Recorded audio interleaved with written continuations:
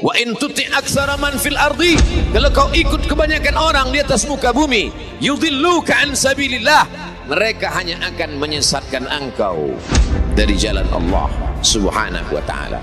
Tak lagi ada makhluk tempat bergantung, tak ada lagi ranting tempat berhinggap, tak ada lagi batang kayu tempat berpegang. Allah ingin agar engkau berserah hanya kepada Dia saja. Tidak ada makhluk. Bersandar kepada makhluk akan kecewa, bersandar pada kayu yang rindang akan tumbang, bersandar kepada benda akan binasa, bersandar kepada sahabat akan berubah menjadi musuh. Jangan bersedih ketika kau didustakan, jangan bersedih ketika kau dibunuh karaktermu, jangan berduka cita ketika tidak ada manusia yang menerimamu, karena sesungguhnya itu hanyalah cara Allah menguatkan hatimu, karena Dia ingin mengangkat derajatmu, menempatkan di tempat yang terpuji, memperlihatkanmu sesuatu yang tidak pernah Dia perlihatkan kepada manusia yang lain.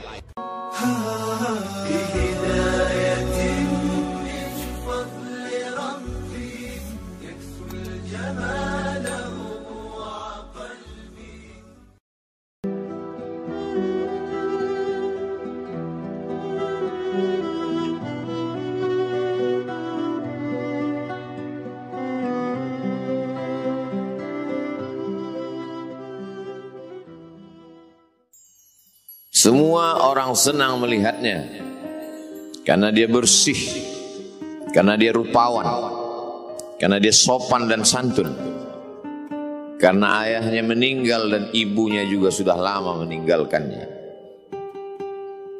Orang kasihan melihatnya, maka karena kesenangan hati mereka, mereka sendiri yang memberikan gelar untuknya yang belum pernah mereka berikan kepada orang sebelum dia.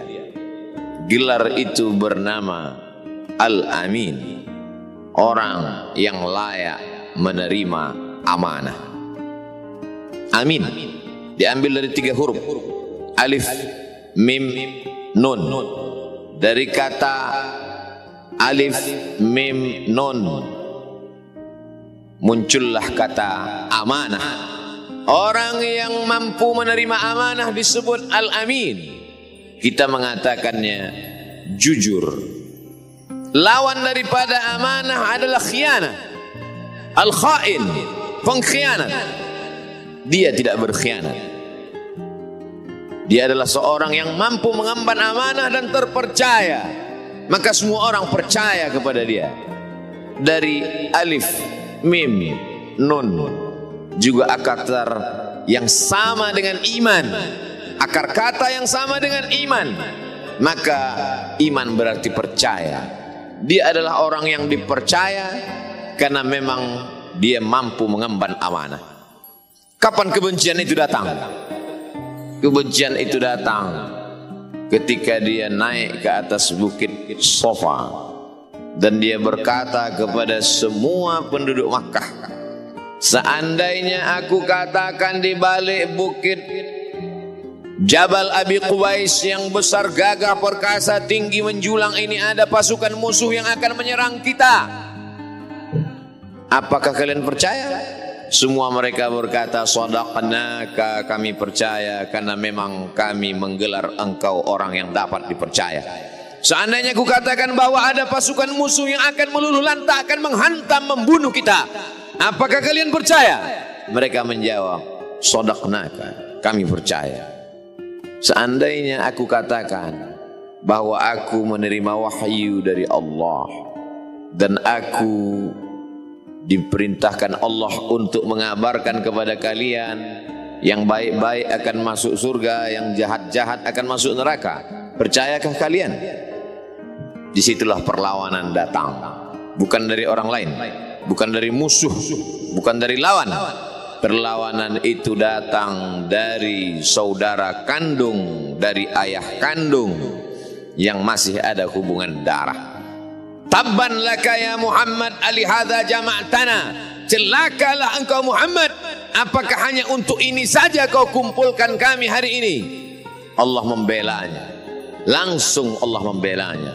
Dia tidak membela dirinya, tapi Allah mengatakan tabbat yada abi lahabi wa tabba ma aghna anhu maluhu, hartanya tak ada berguna, wa ma kasab, hasil usahanya tak mendatangkan manfaat, wa imra'atuhu hammalatal hatab, istrinya menjadi pembawa kayu bakar, simbol dari adu domba, kata-kata yang membuat menyakitkan hati yang dibawa oleh Ummu Jamil istri Abu Lahab untuk menyiksa, menjelekkan, membuli, menebarkan berita untuk membunuh karakter Sayyidina wa Maulana Muhammad sallallahu alaihi wasallam.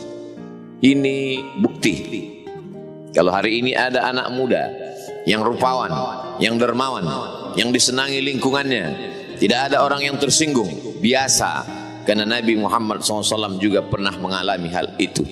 Tapi begitu kau katakan, aku tadi malam bermimpi bahwa aku mesti hijrah, meninggalkan komunitas peminum khamar, meninggalkan geng kita yang selama ini bicara tentang yang haram, maka disitulah mereka akan berkata, apakah hanya untuk ini saja kita berteman selama ini? Mana persahabatan kita? Apa yang dialami pemuda-pemuda hijrah hari ini dialami oleh Rasulullah sallallahu alaihi wasallam 14 abad yang silam. Ketika kau berhasil bisnis, orang senang. Ketika kau berhasil membina rumah tangga, tidak ada orang yang tersakiti. Ketika anakmu lucu-lucu dan kau berada di tengah mereka, tidak terusik kepentingan mereka, tidak terganggu ekonomi mereka, engkau adalah sahabat, engkau adalah teman setia.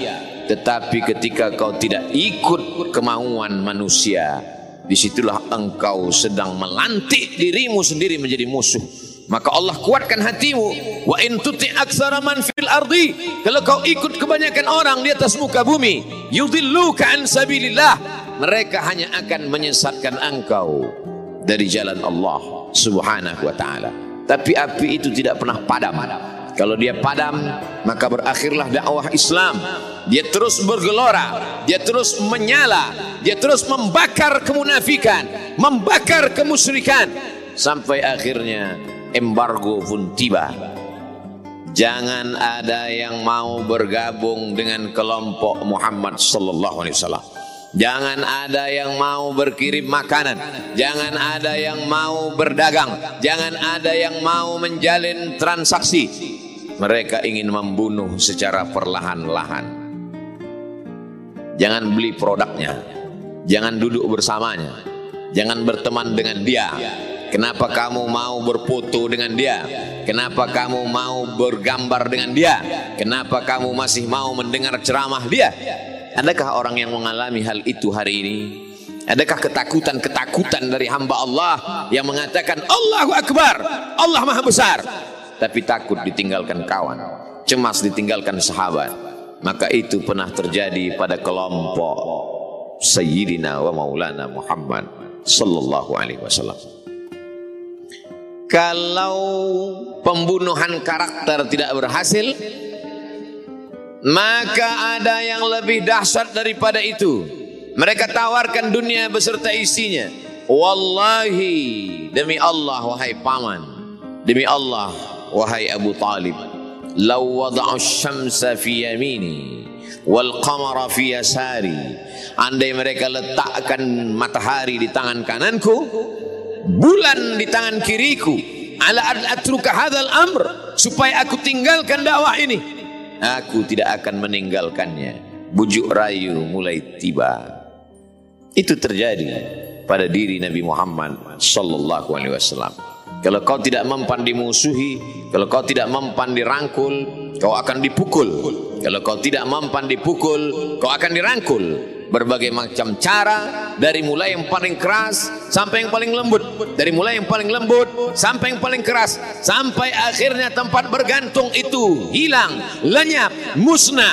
Ada dua tempat bergantung, saudara kandung ayah Abu Talib. Mereka tidak mengusiknya karena dia keponakan Abu Talib. Abu Talib anak Abdul Muttalib, Abdul Muttalib anak Hashim, Hashim anak Abdi Manaf, Abdi Manaf anak Qusay, Qusaylah pendiri Darun Nadwah. Mereka keturunan darah mulia dari Adnan. Adnan menerima tetesan darah dari Ismail. Ismail anak kandung Ibrahim alaihissalam. Jangan ganggu dia, karena dia keponakan Abu Talib. Masih ada backing, tapi Allah ingin agar hati itu tidak bergantung kepada manusia. Dia buat Abu Talib meninggal dunia, masih ada lagi tempat bergantung. Dia yang dulu ketika kedinginan datang, dia yang menyelimuti.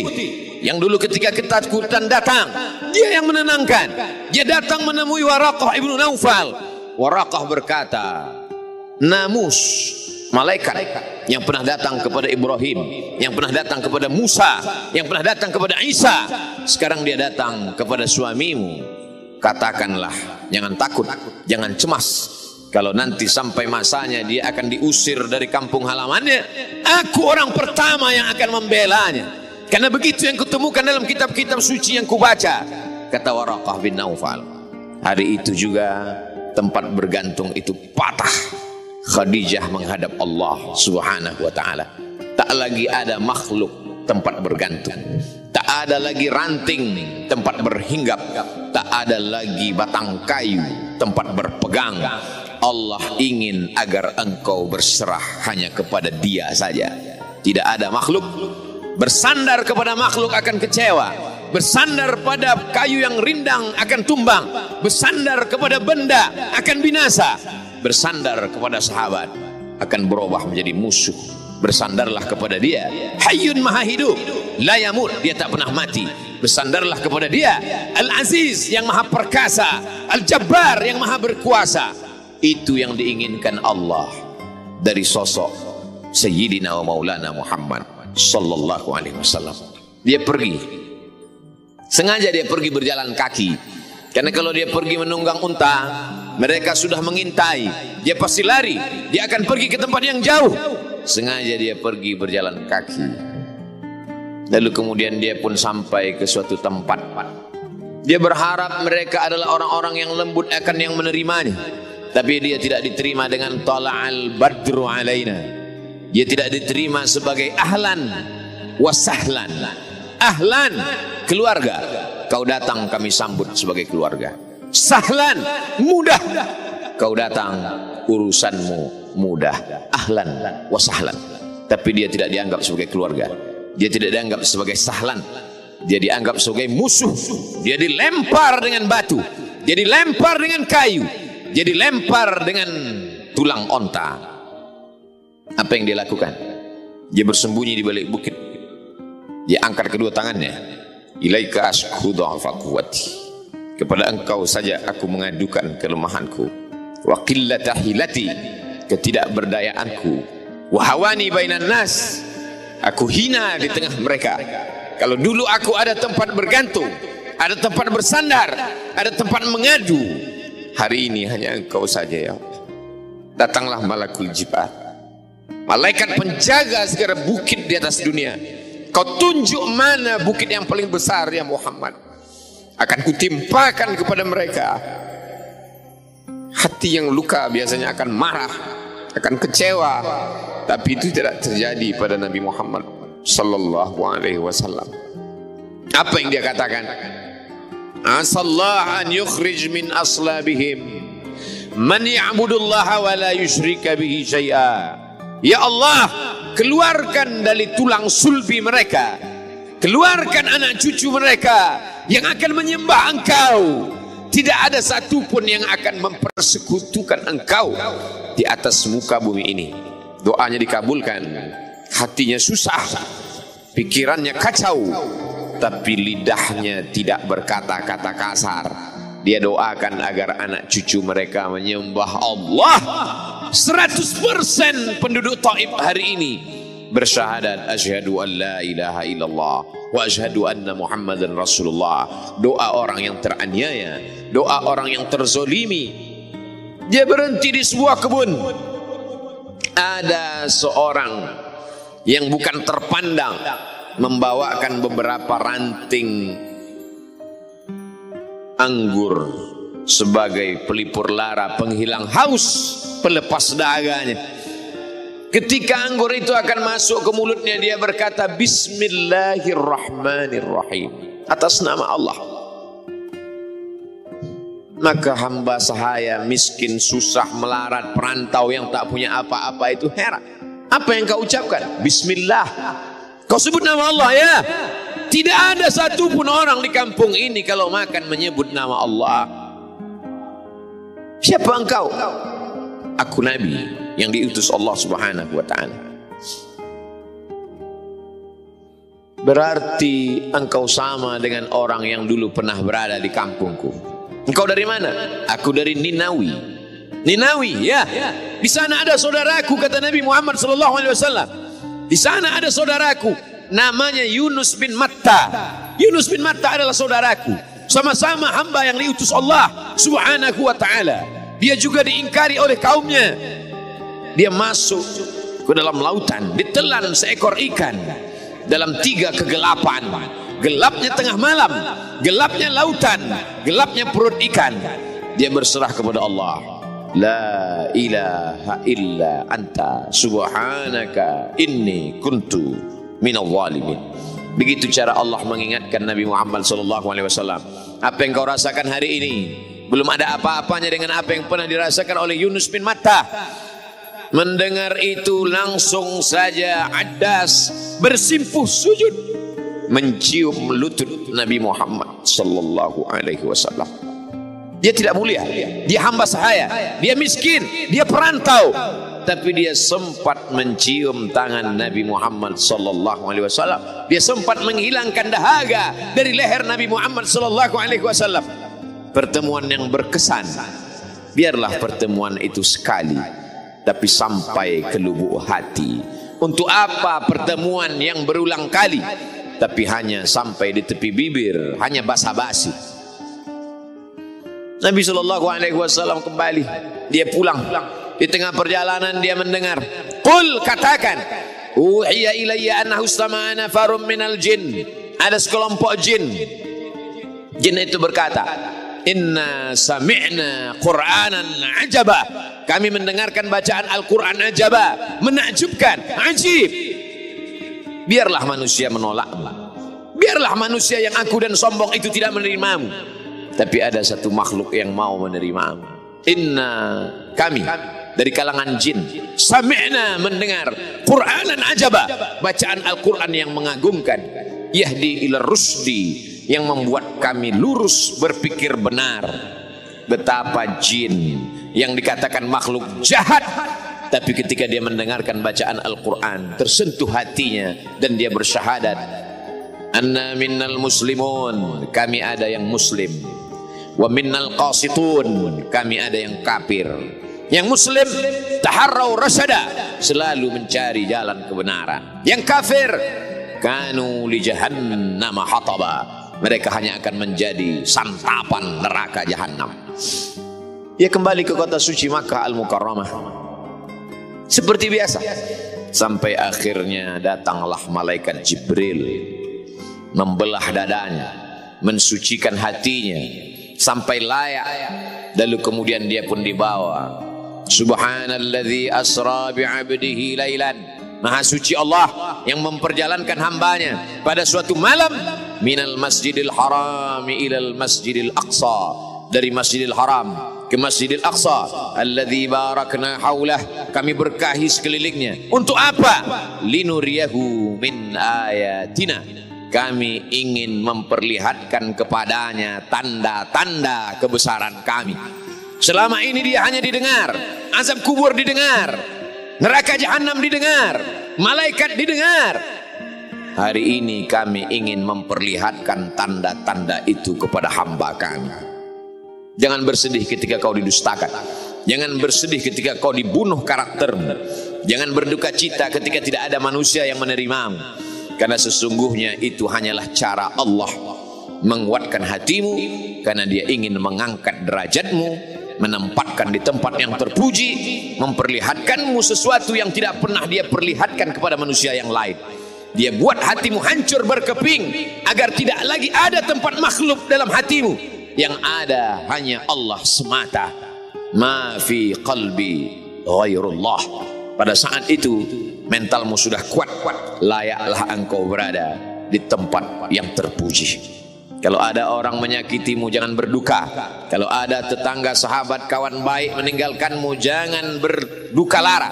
Karena sesungguhnya di balik itu semua, fa inna ma'al usri yusra, inna ma'al usri yusra. Idza daqat 'alaika dunya faqul ya Allah. Kalau terasa sempit dunia, mengadulah kepada Allah. Idza sa'alta fas'alillah. Kalau minta-mintalah kepada Allah. Wa idza sta'anta fasta'in billah. Kalau minta tolong, minta tolonglah kepada Allah. Iyyaka na'budu wa iyyaka nasta'in. Kepada Engkau kami menyembah, kepada Engkau kami beribadah, kepada Engkau kami bersimpuh sujud, kepada Engkau juga kami meminta pertolongan. Barakallahu li wa lakum fil Qur'anil azim wa nafa'ani wa iyyakum bima fihi minal ayati wadh-dhikril hakim wa taqabbala minni wa minkum tilawatahu innahu huwal ghafurur rahim.